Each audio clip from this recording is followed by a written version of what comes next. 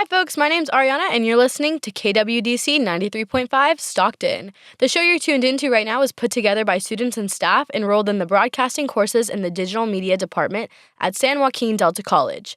Thanks for listening and supporting college radio. Hello and welcome to our first episode on Still Home, Still Grown. My name is Ariana Munoz, and joining me today in the studio, we have Trinity Montez. Hey guys, I'm so excited to be here. I'm so excited to have you, Trinity. Our topic today is living at home in your 20s, so sit back and enjoy the show.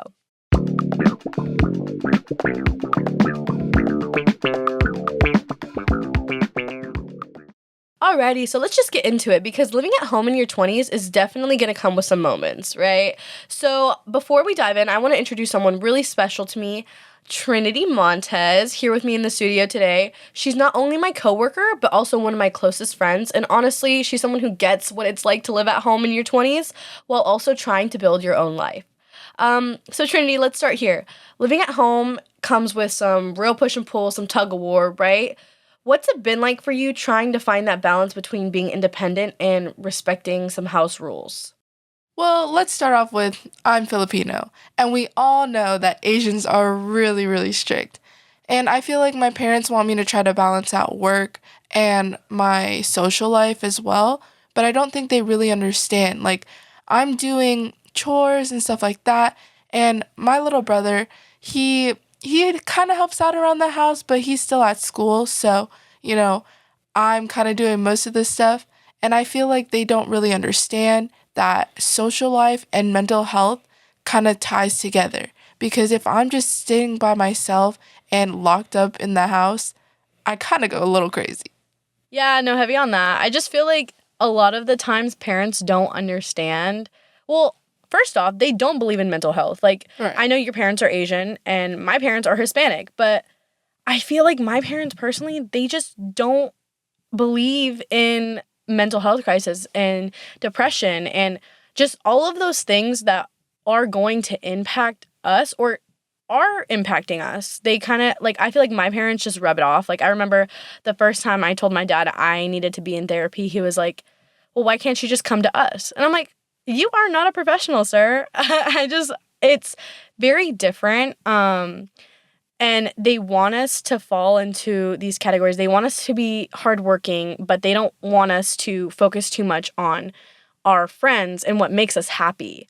So how do you feel like you maintain your personal freedom while living under the family's roof? Like, I know it's hard when you have your own room there and you feel like that's yours, but then they can say like, oh, well, we pay for your room. We allow you to live in it. I hear that all the time. I don't know about you. How do you feel about that? Heavy on that part. Heavy on the freaking, we pay for everything around this house, our rules. Like, okay, well, first of all, I help out around this house a lot more than you guys think. And it's like, okay, well, I understand, like, they have boundaries, but so do I, And the whole social life thing, I feel like they definitely respect that I plan ahead and I run it by them. And I always check if we have plans as a family before I do plans with my friends. I see. So, like, kind of just, like, planning ahead and making sure that they still can say no, but saying, like, oh, you really can't say no if I plan this very strategically. Okay, I get that. Anything else? Well, yeah, it's like they're definitely not last-minute planners. So if I ever have a last-minute plan, I definitely cannot go. So, yeah, just planning ahead. I mean, I kind of do the same thing. I'm very type A when it comes to, like, plans anyways. So, I don't know. I just kind of try to plan around that. It's kind of hard, too, when, like, sometimes your friends are very, like, oh, well, we'll see what happens on the day of. Oh my God. And they don't understand because their parents aren't as strict. Yeah. No, I get it. So have you had any like conflicts with your parents? Like if they said like, oh, you haven't done this, like your responsibilities at the house, or have they said anything about you being out late or like trying to be more independent than they think you are? Oh yeah, I've definitely like maybe I don't do one dish and they're like, why is there dishes in the sink? And I'm like, dude, there's like a whole plate in there. Like, it's just one plate. And it's like also, if I'm over here already putting away everyone's things and doing all the chores and running all the errands, the one plate is not the end of the world, you know? Mm-hmm. And I feel like they think that that one plate means that I did nothing at Yeah. all. And it's like, if they see it, then that means, oh, what were you doing all day? Were you just in your bed? You weren't doing the dishes. Yeah, you weren't doing the dishes because it's still there. Mm-hmm. Right. So I actually had other things to do. I also have work. So, like...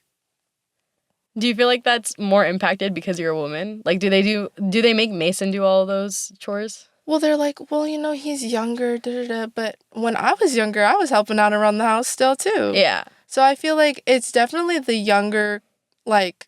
I feel like personally, because I'm the oldest, I have a little bit of a grudge against the younger.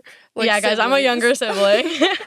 But I mean, I don't know. I think it really all depends because he definitely is personally a little bit treated more special. But I mean, I'm not really too worked up about it because I know that they do care, but at the same time, they put a little bit more hardship on me. Yeah. Have you told them that? Have you, communicated boundaries when it comes to, your relationships with them and then, going out and, having your own personal relationships? Especially because we're, in our 20s, right? And, I feel like we're mini adults when it comes to adulting because we still don't pay rent. We still don't do, all of those things that maybe people in their 30s, 40s, 50s are used to. So how does that play out for you? Well, honestly, if I did talk about it with them, it's kind of difficult. Mm-hmm. Because they bring up what they went through. They bring up, well, I had to do all this. I had to do that. Well, I'm sorry you had to do that. What? And it's just they bring up their past. They bring up what they went through. They bring up how they grew up. Mm-hmm. And I get it. What they went through was hard. What they went through, they did everything. But at the same time, they always say, well, I don't want you to, we didn't want you to have the same life we did. But, it low-key's feeling like you're doing the same thing that your parents did to me. Yeah. And I feel like a lot of parents do that, Yeah. Honestly, I feel like I have more privileges now than my parents did. And it's you worked hard so we could have those privileges. So, when we are trying to talk to you about something that's important to us, why are you throwing that in our face? Why are you throwing your struggle in our face? I understand that's important. I value what you did for us, but that doesn't make, our current situation right now any less hard than, yours. Right. Because that's my reality. Your reality was what you did with your parents. And then my reality is right now with you guys. Mm-hmm. I don't know if that makes sense, but that's kind of how I see it. So how do you feel growing up where we live in the Valley? So how do you feel that shaped your views on our independence and our adulthood? I know your parents came from the Bay Area. So living in the Valley, how do you think that made a difference on your upbringing? I mean, I feel like living in the Valley, it's definitely it's a better environment than in the Bay Area. And, which kind of sucks, It's they weren't able to ride their bikes out in the neighborhood. They weren't able to, do a lot of things. Which, I mean, I'm very thankful and grateful for where we live and, how my parents raised me. Mm-hmm. But I think it's a definitely better environment, and I feel good about it, Yeah. I think they just didn't have a lot of privileges that we had. And I'm glad they worked. I'm glad they got themselves out of the situation. But it's kind of hard when it's kind of thrown in your face and said, okay, well, you need to do this because I didn't get to do this. Right. It's a little bit controlling, especially when I'm not a child anymore. I live here. I have feelings too. And especially because of all the resources that I have for my mental health, I'm so much more aware of what's going on around me, and they haven't even unpacked their trauma. So, even when I bring something up, they are, triggered by one little thing. And it's really hard to have a conversation with your parents when they're so reactive. And especially when it comes to curfews and hanging out with your friends or being at work for a little bit longer. it shouldn't be micromanaged, but it's something that kind of is. Yeah, I definitely agree with that, heavy on that part. I mean, I feel like they definitely, like, they want what's best for us, but at the same time, they're not seeing that it does affect us. And I feel Mm-hmm. like if we were to talk about it, like, with our parents or, have a conversation with them, I feel like we definitely, it feels like they think that we're talking back. Yeah. Like, when we have a conversation, we can't really talk with them. It's like they think that we're talking at them. Mm. So that's what makes it definitely difficult. Do you think, like, your cultural background has, like, an impact on the way they react? Like, do you think it would be different from, like, me, like, coming from a Hispanic household? Like, how do you think that your ethnicity and your background relates to, like, other situations? Well, definitely knowing Filipinos, their parents could not, they said, no, you can't go out. No, who are you with? I need to meet them. I need to meet their parents. I need to know, like, where you're going, Mm-hmm. when you're going, if you're leaving where you're going to another place. Mm-hmm. And it's like, yeah, that's good, like, safety on their kids. But at the same time, it's like, when you have my location, I will tell you where I'm going. Mm-hmm. I'm not hiding it from you. But for you to not trust me, then that makes me feel like, okay, well, how come my parent, my own blood doesn't trust me where I'm doing and where I'm going?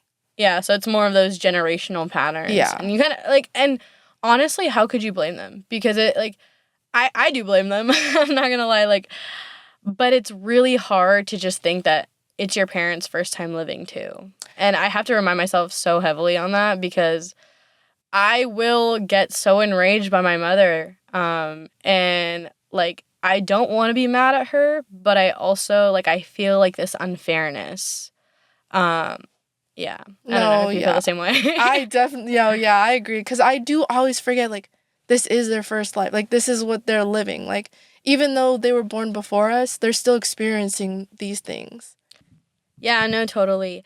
And I feel a certain way about it just because, like I said, I hold kind of a grudge against my mom. And I try not to. Like I said, it's her first time living. But she tells me stories about her childhood and how unfairly she was treated by her mom and how her brothers never had to do anything around the house. And it's like, I am the youngest sibling and I have 3 older brothers and I still did everything for them. And she still treats them like her little baby boys and all of this stuff.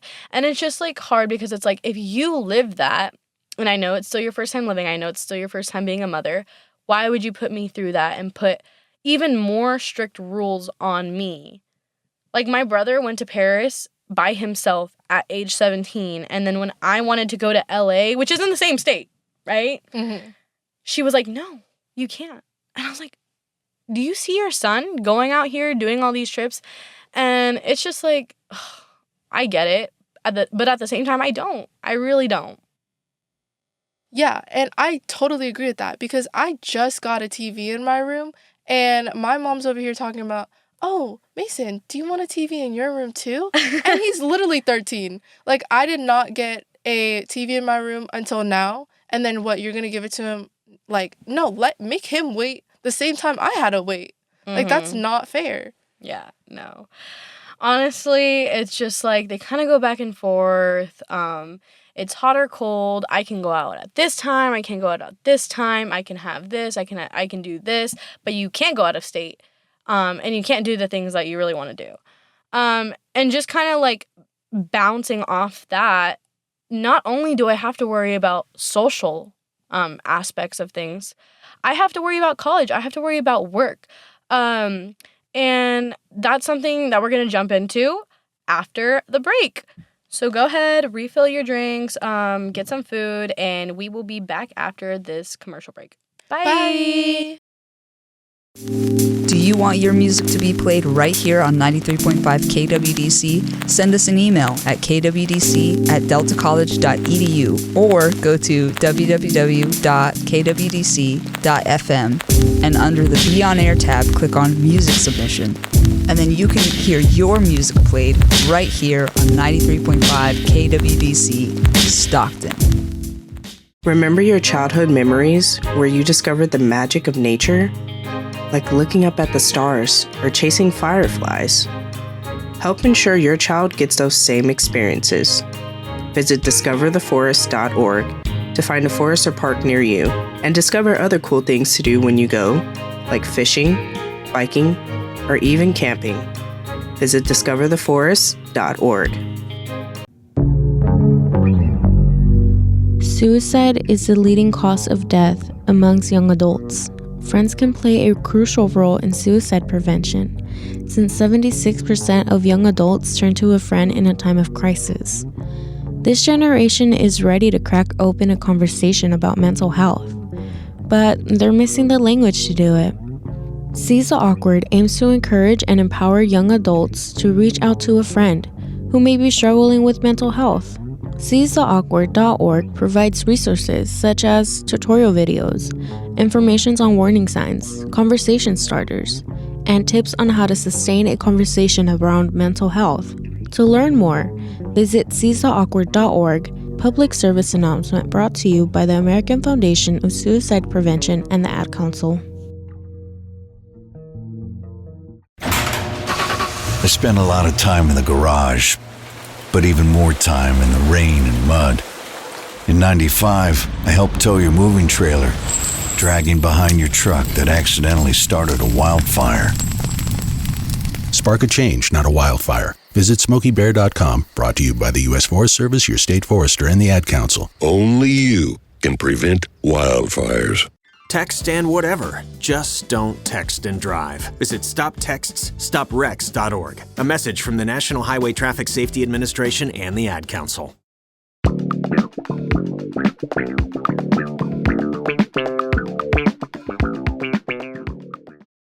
And we're back. You're listening to Still Home, Still Grown on KWDC 93.5 Stockton. So before the break, we were talking about what it's like trying to stay independent while living under your parents' roof. And honestly, that's a big part of the struggle that comes from trying to juggle everything else, school, work, my future, all while living at home. Trinity, let's get into that. You and I both commute, we both work, and we're still trying to figure out what's next. What does that balancing act look like for you? Well, I do have a schedule. I wake up in the morning, go to the gym, and then I run errands, do my chores, and then I study. And then on top of that, I go to work right after. Sometimes I go to work early, sometimes I go to work later, depending on the days. Yeah, your days seem pretty full.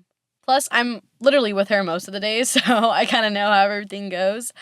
But do you feel like your parents control, like, any of those aspects of your schedule, or do you feel like you do that pretty well on your own? Well, the schedule was helped. My mom helped me make it. So, but I think I am a type of person that likes checking things off, and then that's how I know that I got it done. Mm-hmm. And I mean, a routine is really good for me because if I didn't have a routine, then I kind of would just, do it on my own time. And I'm definitely a procrastinator. Yeah, I feel like sometimes we all are when it comes to certain things. Yeah. Yeah. Well, like, how do you stay motivated? Because if you don't know, Trinity wakes up every single day at 7 a.m., which, me personally, I cannot do that, unfortunately. At least being consistent with it. So, like, how do you stay motivated by waking up to go to the gym and then going to work, and still maintaining that social life? I think my main thing right now for the gym is that summer is coming around the corner and I need to lock in. But yeah, waking up early is definitely still difficult for me. Even though I do it all the time, like, I don't want to wake up. My bed is so comfortable. And I think that, like, because I balance out the time and what I do every day, it gives me an overview of what I'm going to do for the day, basically. And it helps you stay motivated? Yeah. Yeah. Definitely, I feel like my schedule is more loose than yours because I have swim practice Mondays, Wednesdays, Fridays at 5 a.m. to 7 a.m. And most of the time, like, on Mondays, I don't wake up and I don't go to practice because who wants to wake up on a Monday morning at 5 a.m.? Like, that is insane. So I kind of just play by ear. Like, I'll go if I'm motivated. I'll go if I'm like, if I'm not, I'll stay home. I'll do a workout at the gym, whatnot, you know. But it kind of just changes. I have schools Tuesdays, Thursdays, but my parents never really tell me anything about my schedule or my career. Like, they just they're like, okay, you know what you're doing, you know what you're supposed to be doing, so do it. And they've kind of always been like that because I don't know if you've ever experienced this, but like they paid us to get good grades and then they stopped. So like if you got an A, you would get $10. If you got like a B, like you wouldn't get any money, but like if we got straight A's, like we would get paid to do that. So I feel like the conditioning that they set for us, like we have high standards and they don't always check in. Like, of course they're going to be like, oh, what are you going to do? But they're not always breathing down my neck. And I feel like your parents are different where like they're always on your butt about what you need to be doing. Mm-hmm. Well, first of all, you are so lucky you got paid for your good grades, bro. My parents were like, it is regardless, like, that's you bare minimum. You have to get A's. Like, Yeah, if you don't get A's, like, if I got a C or even a B, I would get my phone taken away. Really? Yes. If I got a C, I would get my phone taken away until I brought that up to a B.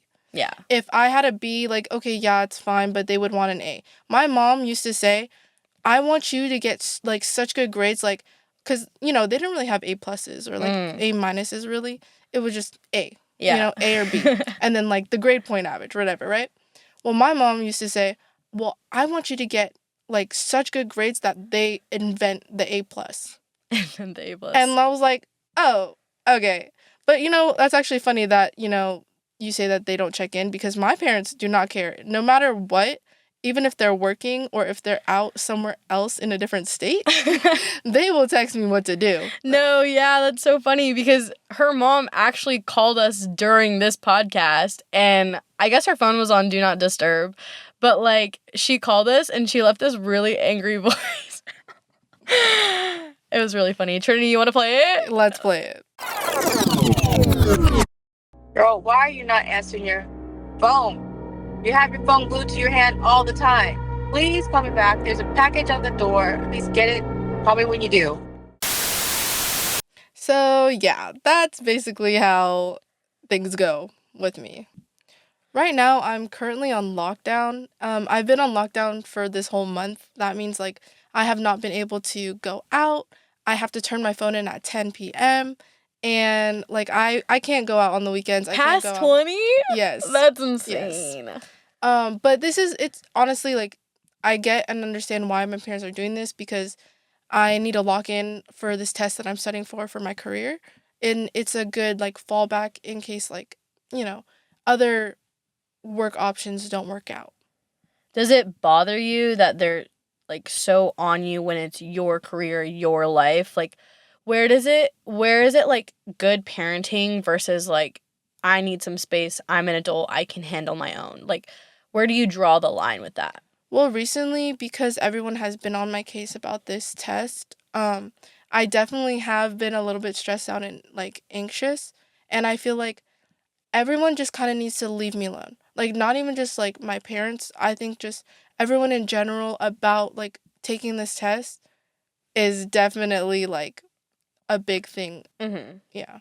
Do you feel like you deserve to, like, not be going out with friends during this time? Or do you think you're really bothered by the fact that just because you're not passing this test for your career, that it's unfair that they don't let you go out? I mean, I would say you're grown, you know? Like, I'm the same age. I don't think my parents would say I'm grown. But, like, to me, it's like you're still your own person. You work. You're doing what you can for your career. So, like, do you think that's unfair? A little bit. Because it's like, I'm getting so much FOMO. There's so many people that are going out asking me to go out, and I can't.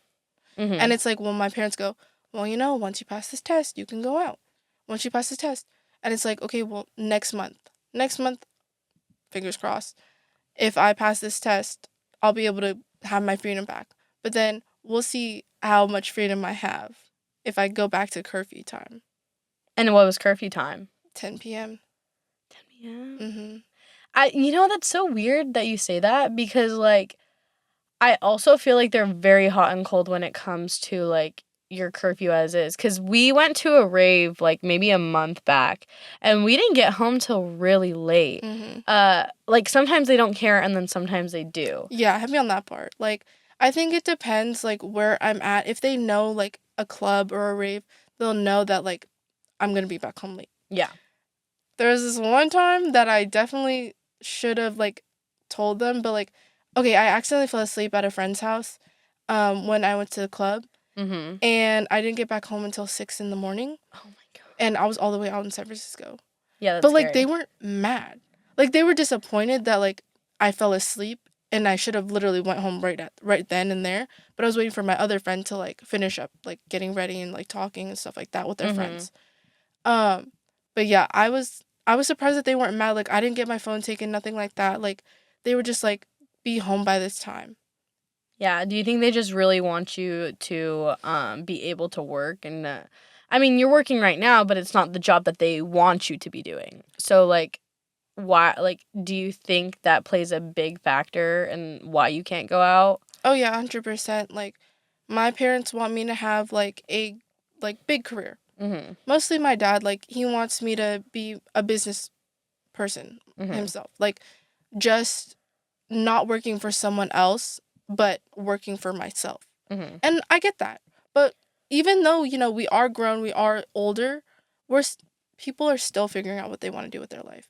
And I feel like they don't really understand because it's like there's people older than me that don't know what they're doing. But yet I'm still here. I have a career. I have a job.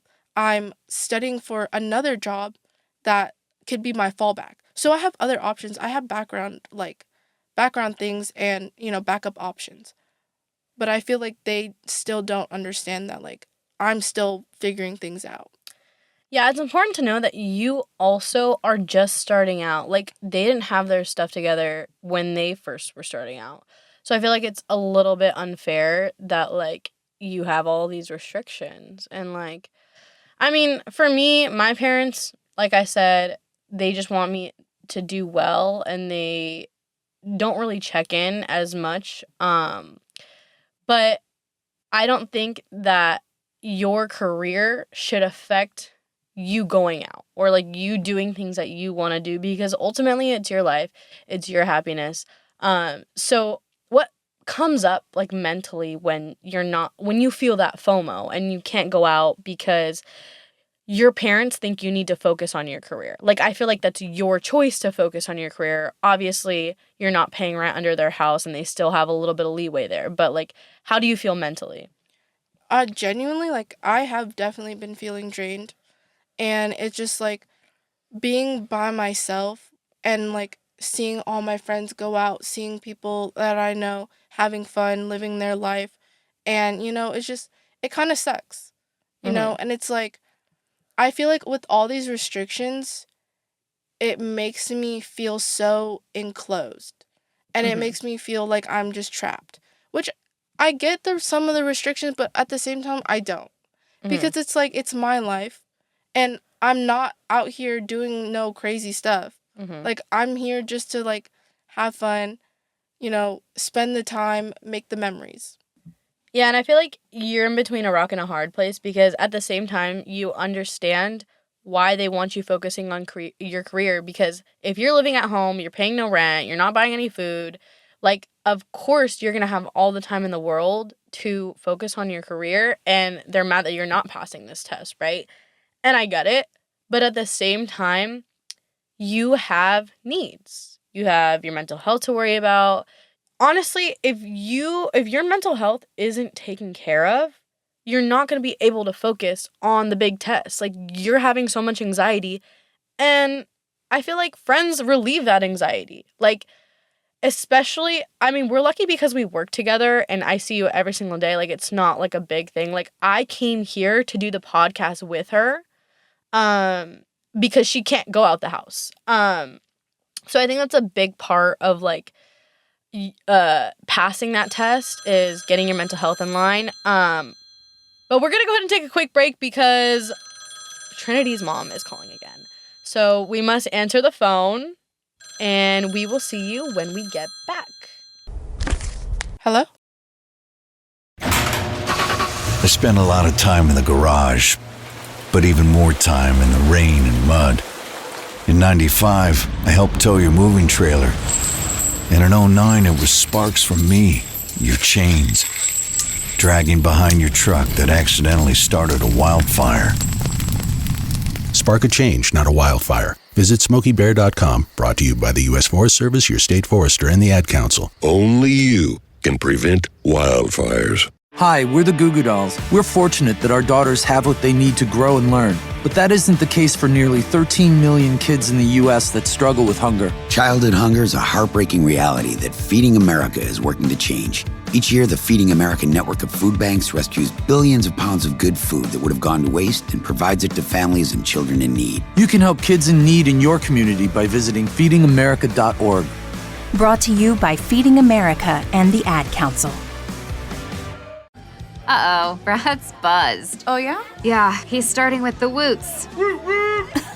And now a speech. I just want to say that friendship is about heart and brain.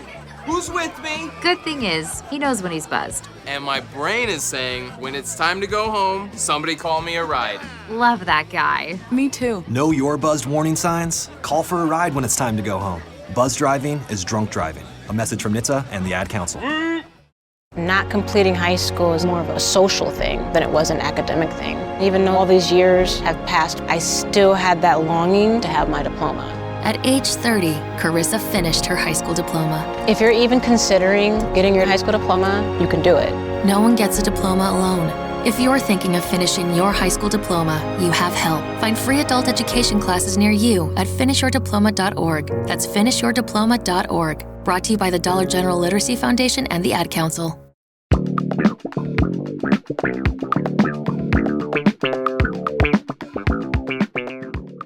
All right, you're tuned in to Still at Home, Still Grown on KWDC 93.5. Thanks for sticking with us. So, switching gears a bit, something we haven't touched on yet, but definitely hits when you're living at home in your 20s, is how it affects your relationships. Dating while living at home, that's a whole different game. Trying to have a social life, maintaining relationships, even just having a little bit of privacy. Trinity, I know we both had our fair share of awkward moments when it comes to that. So how do you feel like living at home has shaped your dating/social life? Oh my gosh. Well, honestly, I have not had a good dating streak, especially living at home. My parents, if I wanted to go on a date, my parents are going to want to meet this person. They are going to want to be like, well, who is this person? How long have you guys been talking? Da-da-da. I can't just meet someone and go on a date without them having to meet my parents. Yeah, I feel like a lot of it is kind of embarrassment too, because it's you don't want your parents to meet every single one of your partners. Not even every single one of your partners, but just people you're going on dates with, because they might not stick around. Right. And I feel like for me personally, every time I'm talking to someone new, I don't want my mom to be like, oh my God, she's a player. She's doing all this stuff under my roof, just having all of these expectations going in, putting her eggs in one basket and not thinking about our compatibility. If they want to meet every single one of my partners, that's just not going to fly for me. God forbid a girl tries to figure out who she wants to date. I know, yeah. So what are your experiences with privacy in the house, independence, expectations? Are there some things that you have to do, or are you just completely transparent with them? Okay, so I've definitely, when I have talked to a guy, I sometimes I FaceTime them, we get to know each other, we FaceTime, we talk, right? Well, if I'm on FaceTime, my parents are going to be like, who are you on the phone with? Who are you talking to? And then I can't, I freeze up. And I'm like, and then that's when they're like, well, why are you so nervous? And it's like, well, I don't want to tell you about this person that, we just started talking and then what, it doesn't work out? Mm-hmm. That just doesn't, that to me doesn't really, I don't like that. Mm-hmm. Because it's yeah, I don't want my parents knowing about this person if we don't work out and then I'm talking to someone else. And then they're like, well, what happened to the other one? Well, why didn't that one work out? And it's all the details. No, thank you. Yeah, no, definitely my parents are really weird. Well, first and foremost, like, they know I'm sexually active, which is, like, so embarrassing. It's like your parents know those things. I mean, obviously, I'm grown. I'm in my 20s. Like, I shouldn't be shamed for it. And the fact that, like, that's at the forefront of their head when they're talking about dating, like, they know that ultimately something's gonna happen between us, right? And I try to, like, limit their knowledge on what they know, who they know, and things like that. But, like, even when I'm dating someone, like, I make it known to them, but, like, I give them limited amount of details. Especially, like, my coworkers. Like, I don't really tell them about my coworkers. I don't tell them about my friends because they hold grudges no matter what it is. If it's, like, I'm romantically involved with them or platonically involved, they love to, like, hold grudges on people that did me dirty, so I don't want them knowing about my life and my people. No, yeah, heavy on that part. The holding grudges is so real. I definitely remember one time where this guy asked me out on a date, and I told my mom about it. And As one does. Yeah. Told my mom, I said, this guy, he asked me out on a date, like, da-da-da. She was like, well, I want to meet him. So when he came to pick me up, she went out, and he was so nervous, he saluted her. He saluted her? Yes, he saluted her. Like, he was like, oh, she was like, hi, like, I'm Trinity's mom, nice to meet you. And he was like, oh, hi, nice to meet you. And, like, saluted. And I was like, God. My gosh. And then I think he blinked out while he was talking to my mom because he was like, I don't remember saluting her. Did I actually do that? But yeah, because my mom is really intimidating. Like, she gets that a lot. Like, from not only just my friends, but, like, people, if I'm talking to anyone, my mom is the most intimidating. Well, yeah, I can vouch for that. She is very, very intimidating. But it's, like, on the other side of that, too. Like, we also have to respect other people's boundaries. So, like, if I'm going on a date with a guy and I'm like, okay, well, you have to meet my parents. What if the guy doesn't want to meet my parents? Right. Like, he's not ready for that. And if that's a requirement, then that takes him out of the pool. Like, and what if that man was my husband? You know? Like, it's honestly so annoying that they make me do that. There was a period in time, like, right after I graduated high school where they would have to meet every single person that I was with. Now, they don't care who I go out with. I'll name drop a lot of people, and they just can't remember who's who, which is, like, classic manipulation on my part. But they don't care as much, but it's still, like, I want to bring them around my house. And also, my parents are not, like, hosting type people. They're very homebody. We don't really have anyone over. So especially, even though our house is a shared space, I don't feel like my friends are welcome. I don't feel like my boyfriends are welcomed. I don't feel like it's really a true shared space. Yeah, I mean, like, obviously, going down the line, I want them to meet my parents if I know that they're the one. You know, once I introduce you to my parents, that's when I know, like, I think of you as, like, we're locked in, you know? But yeah, honestly, I understand that whole, like, anxious and, like, feeling of meeting someone's parents when you're just starting to talk. Because it's like, well, they don't know where this is gonna go. You don't know where this is gonna go. Meeting someone's parents is kind of big. And that's, to me personally, like, I feel like meeting someone's parents is pretty big, in my opinion. Yeah, I think the latest thing that they made me do, so I went snowboarding with one of the people that I was talking to, and they know he was, like, a coworker of mine. Also, side note, do not date your coworkers. Anyways, they knew, like, of him, but they didn't really know him, and they're like, well, he needs to come introduce himself to us, like, blah, blah, blah, blah. But the problem was my dad wasn't going to be home, and my mom was going to be sleeping because it was, like, 5 a.m., like, when we have to head out. So I literally wrote his name, his number and a description of him on a sticky note. And I was like, here, if I go missing, this is his information. And obviously he works with me. They'll know who like kidnapped me or like, their fears are just so silly to me. I mean, it's not silly. Like, I know they're just being protective, but I think it's like funny what you have to do, even though you're still living at home and you have your own life and then you have your joint life with your parents. And that's something that's really weird. And that guy has only ever came over when my parents are not home. And luckily I don't have cameras like some people. But it's really funny trying to find that balance with like dating and bringing people over, and not even just like the people that I'm talking to, my friends as well. Like, I feel uncomfortable having sleepovers. I just started having sleepovers. And so it's really new to me, all of that stuff.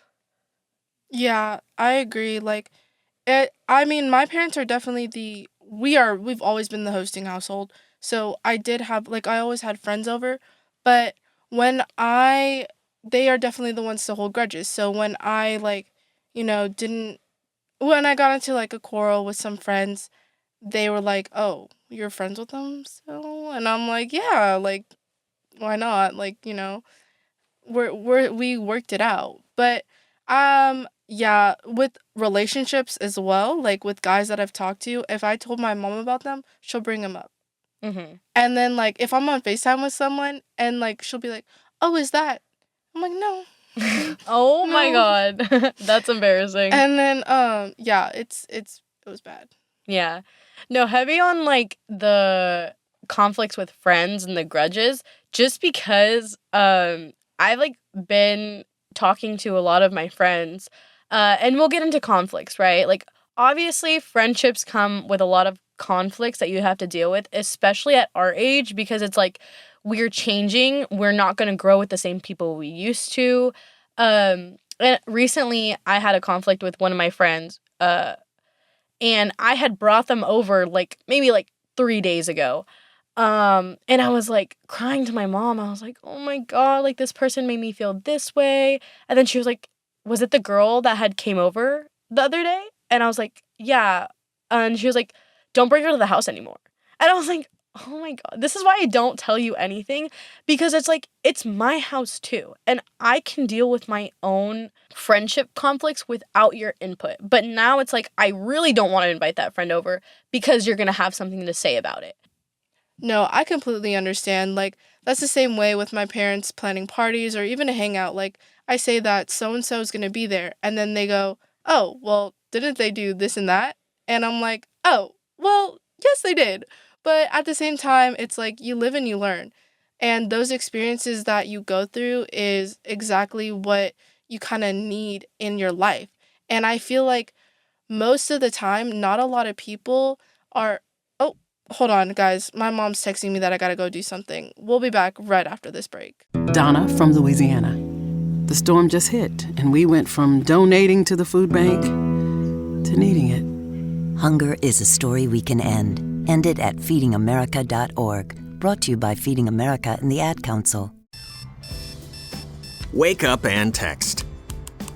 Text and eat. Text and catch the bus. Text and miss your stop.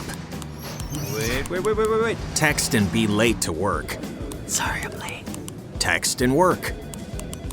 Text and pretend to work. Text and act surprised when someone calls you out for not working.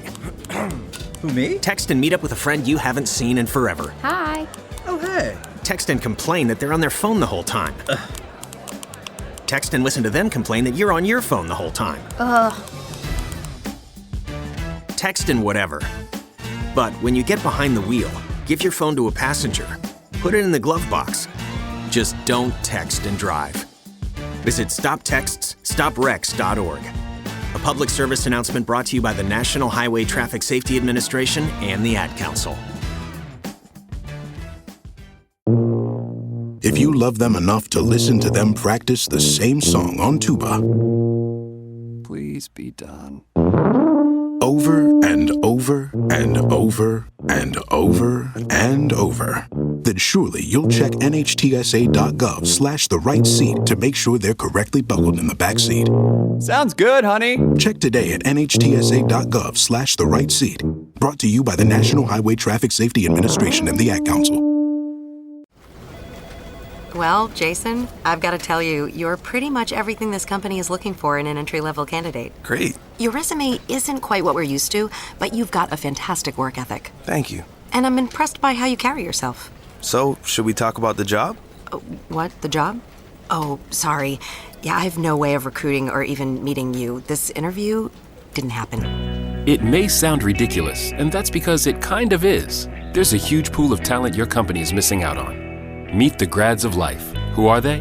Talent worth knowing about. Young adults of unique determination and experience. An ideal fit for your company in an entry-level position, internship, or even mentorship. They might not have every qualification you typically look for, but they're exactly who your company needs. Man, we really could have used him. Don't miss out on a resource many innovative companies have already discovered. Go to gradsoflife.org to learn how to find, cultivate, and train this great pool of untapped talent. Brought to you by the Ad Council and gradsoflife.org. Hi, I'm Danica Patrick. Watching my nieces grow, play, and learn is amazing, but not every child gets to be carefree. 1 in 6 kids in the U.S. are hungry. This breaks my heart, and it's something that Feeding America is working to change. Each year, the Feeding America network of food banks rescues billions of pounds of good food that would have gone to waste and gives it to families in need. To help, visit feedingamerica.org. Brought to you by Feeding America and the Ad Council. Do you want your music to be played right here on 93.5 KWDC? Send us an email at kwdc@deltacollege.edu or go to www.kwdc.fm and under the Be On Air tab, click on Music Submission. And then you can hear your music played right here on 93.5 KWDC, Stockton.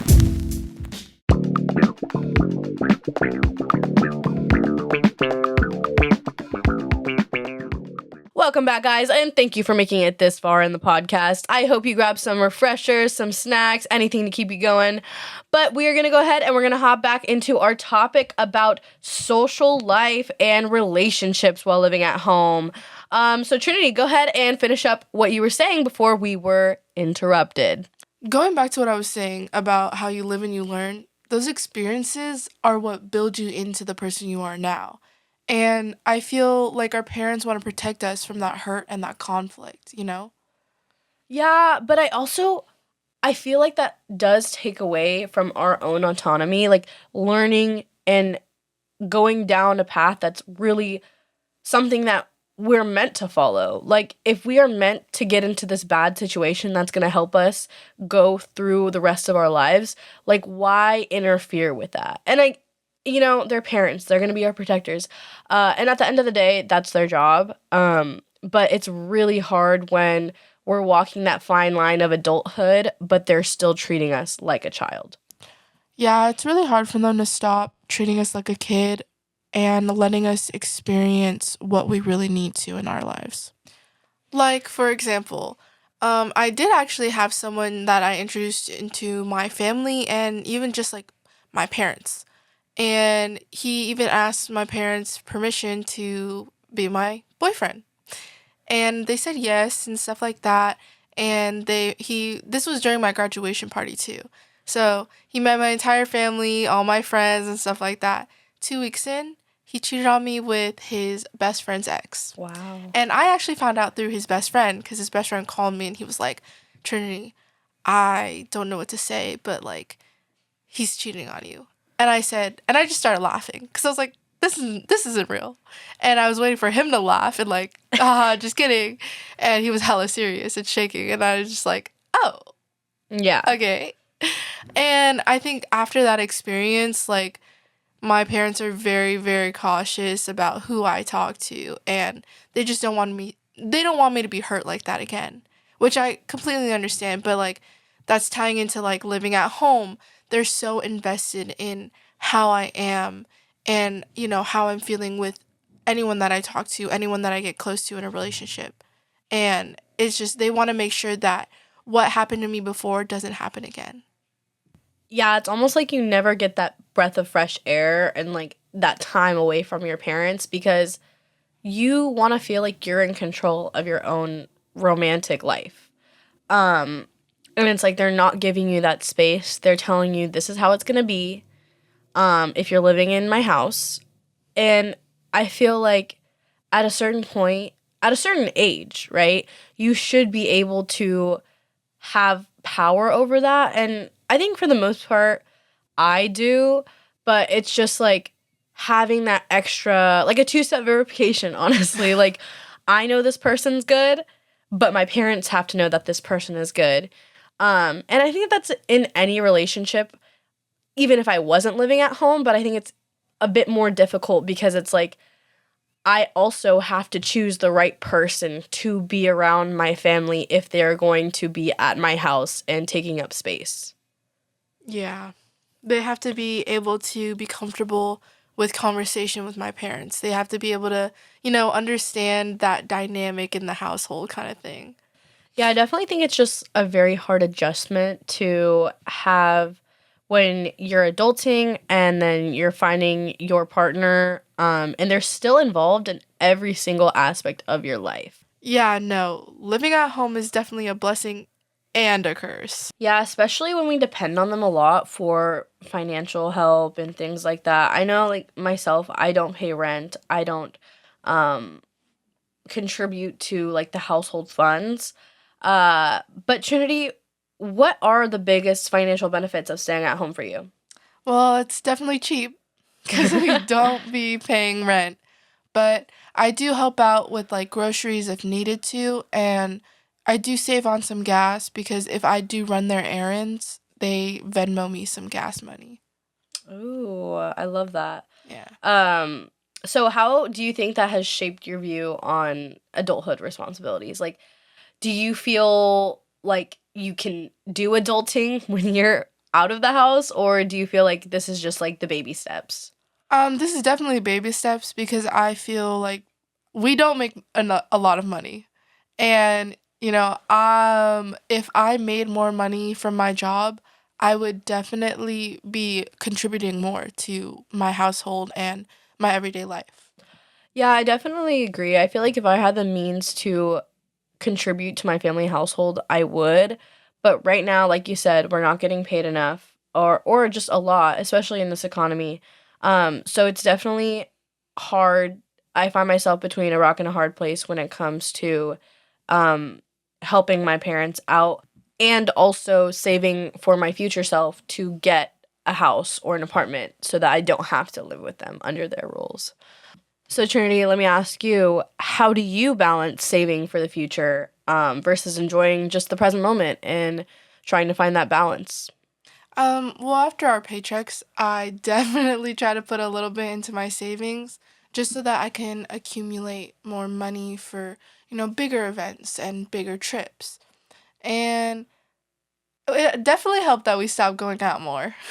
Oh yeah, we like to go out to eat a lot. It definitely helped that that I'm on lockdown, so we haven't really been able to go out. Yeah. I guess they're saving a lot of money doing that. Yeah, so what have you been saving for? Anything in particular? Well, I definitely want to move out soon. Heavy on that part. But I think it's really expensive in this economy. Like, a one-bedroom apartment is like, what, $2,000? Well, where are you trying to live, girl? I'm like, maybe the Bay. Or oh yeah, it's because pretty I don't expensive there. I don't want to go out to SoCal, Mm-hmm. low key, because I've grown up here. I've grown up in the Bay, so I'm not trying to go anywhere else. Yeah. Do you have any like goals for the next few years? I think my biggest goal right now is to be able to save up at least 100,000, just to have that money in that back, like that fallback money, kind of for my housing, for going out, for any other things that I want to do. Yeah, that's crazy. I mean, I'm not the best saver. Honestly, I feel like because I live with my parents and I know that they got me, like, I don't save as much money as I should, and it's a really bad habit. But, like, right now, I'm going to be very transparent. Like, I don't have a lot of money in my bank account. Like, I know for facts, like, I have like $30 in my checking, and it'd be like that sometimes. No, really. And we just got paid too, because it's like I'm paying like my credit card, I'm paying like other things, I'm putting money into my savings. But just knowing that they have my back sometimes really deters me from making sure I'm saving as much as I can. No, yeah, I agree. I definitely, knowing that my parents are there and financially can help me out in any situation is really bad because, I do spend a lot like you do. But I feel like we definitely need to work on that. Definitely. And even so, like this fall, I'm going to transfer to a university. And I got an RA position there, so I'm getting free housing and free food, but I'm still going to have to work 20 hours a week and not be able to like get any other jobs. I'm going to try to get another job if I can, but then I'm balancing school, I'm balancing 2 jobs, and I don't get paid for that position because I'm getting free housing and free food in return. So trying to save within the next 2 years is going to be like a little bit difficult for me because we are swim instructors. I'm going to like try to make ends meet by doing privates and doing my own work on the side. That way I can save for moving out after I graduate. Because the last thing I want to do is have that 2 years of freedom and then have to move back into the house without any job and just kind of mooching off of them for maybe a year after that until I get back up on my feet. So kind of like staying ahead of the game and making sure that I can make ends meet by myself and really locking in and saving as much as I can within these 2 years. Yeah, honestly, that's really the best you can do is just be focused on work. Like, I'm thinking of getting a second job and working 2 jobs just to accumulate more money. So do you think your parents are going to be supportive when it comes to working 2 jobs? Do you think that's going to be a hard adjustment to your responsibilities at home? How is that going to play out for you think? I feel like going into it, my parents will really understand that, having 2 jobs, I won't have the time to, do what I did before. Because having this one job I have right now, I work later. So that means I have more time to run errands, help with the chores, and stuff like that. But, I definitely do need to create a new schedule for myself once I do have those 2 jobs. Yeah, it's definitely hard when they're going to rely on you for a lot of things, and then you pick up another responsibility. Just juggling life in general at this age, I feel is very confusing because you have so much you want to do, but then you also have to build a career. You have to make sure your family commitments are fulfilled. You have to make sure your friends are okay. And I just think it's a lot of pressure. I mean, I definitely feel like if my career doesn't work out, I'm going to be so screwed. And that's just really not a good feeling overall because I don't want to have the pressure of outside expectations on me, but it's inevitable. Yeah, a lot of people our age just really need to kind of know how to balance things out in our lives and really kind of think about what we're going to do in the future. Yeah. Honestly, it's crazy how much living at home can shape every part of our life. Our independence, our work life, our relationships, just all of it I feel like is very overwhelming. But I think at the end of the day, it's about making the most of where we're at, even if it's not exactly where we thought we would be at this age. Like, I know we have bigger goals than where we're at right now, but it's about our progress in getting there and not just worrying about everything that comes up. Giving ourselves grace, I think. Yeah. And I feel like that kind of brings us to the end of today's episode. Thank you so much for hanging out with us and listening to Still Home, Still Grown here on KWDC 93.5. Trinity, thanks for being here and being so real with me today. Thank you for having me. Of course. Yeah, and everyone listening, just remember that if you're at home or you're on your own, you are still growing regardless of where you are. Thank you for tuning in, and we'll see you next time on Still Home, Still Grown. Still Home, Still Grown has been a production of KWDC 93.5 LPFM Delta College Radio. This program is made possible by listeners like you. Programming is produced by the students, staff, and faculty of the San Joaquin Delta College's Digital Media Department. It is supported by the Delta College Department of Arts and Multimedia, the Career Technical Education and Workforce Development Office in the state of California. Thank you for listening.